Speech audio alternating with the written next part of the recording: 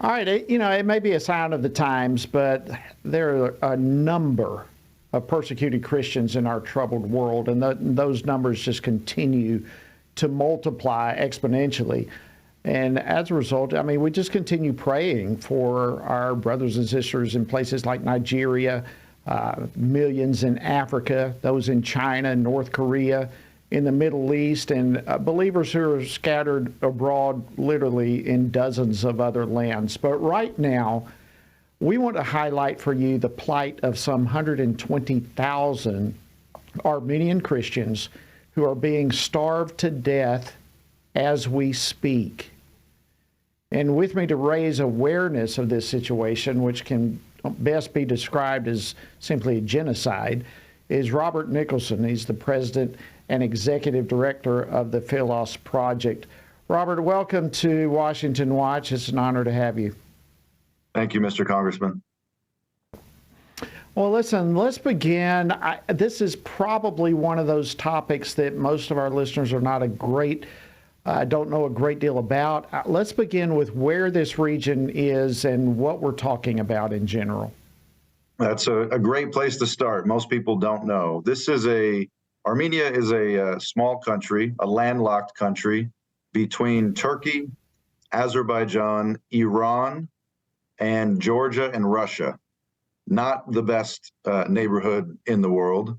This is a majority Christian country, a completely Christian country, surrounded on three sides by majority Muslim countries. Armenians, if listeners don't know, were the first nation to convert as a whole, en masse, to Christianity in 301. This is before the Roman Empire became Christian. And that land is much smaller than the Armenians' homeland, which used to cover most of what's now Turkey.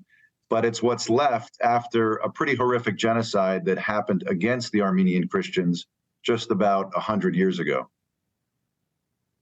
So what's going on now? Why are the Christians there now in such a dire situation? We have two allies in the region on either side of Armenia, Turkey and Azerbaijan.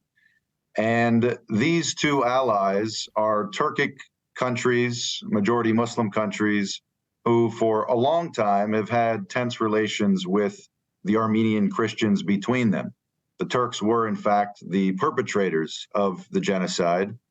And these days, Azerbaijan is claiming that the Armenians are not rightfully living in their homeland. They should be part of Azerbaijan, a disputed area between these two countries called Nagorno-Karabakh, they believe is rightfully theirs, and they are surrounding and systematically trying to squeeze these Christians out of that land now for 9 months. A 9-month blockade, no food, no medicine, energy supplies have been cut off.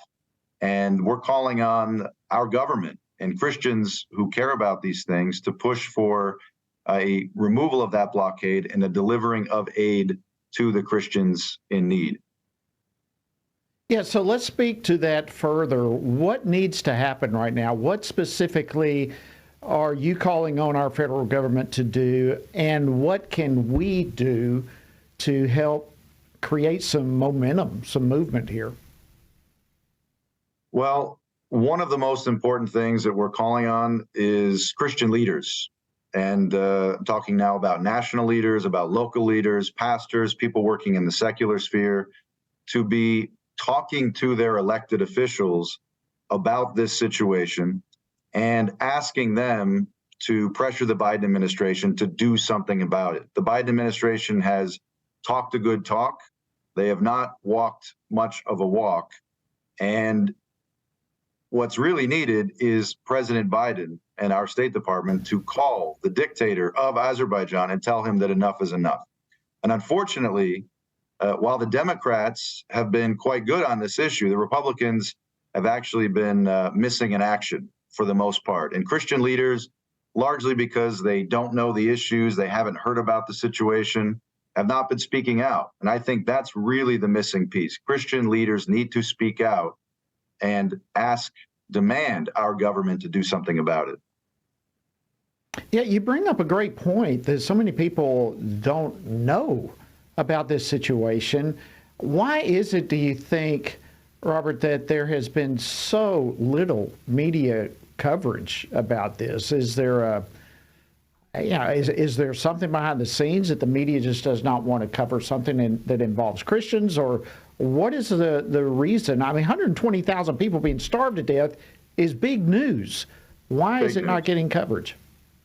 There are a couple of things. One, you mentioned, there's some reluctance, describe it however you will, to cover persecuted Christians. I've seen this now in this work for years. Another part of it is the Azeri and Turkish lobby, which has bought off a lot of the media, some of the government.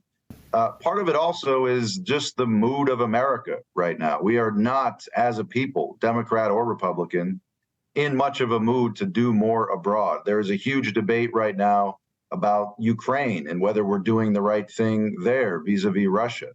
And the idea that we should care about, do something about a small country that we haven't heard that much about strikes a lot of people as just a bit too much. Now, what they don't know, and this is maybe the most important point, is that the first biggest, most successful international religious freedom effort that was ever done in the United States was led by Christians and was directed towards specifically Armenians. During that period of genocide, it was the American Christian community from top to bottom, every denomination, that rallied behind a couple of NGOs to provide aid. They raised the equivalent of $1 billion in today's money, helped 1 million refugees, saved 132,000 orphans whose parents had been killed in the genocide. And I've met the descendants of those people living today. We've done this before. We've forgotten about it. It's just a matter of remembering our connection with this ancient Christian community and remembering that we have the wherewithal to do something about it. Robert Nicholson with the Philos Project, thank you so much for your work and for keeping us informed of what's going on there with the Armenian Christians. Thank you for joining us on Washington Watch. Thanks so much.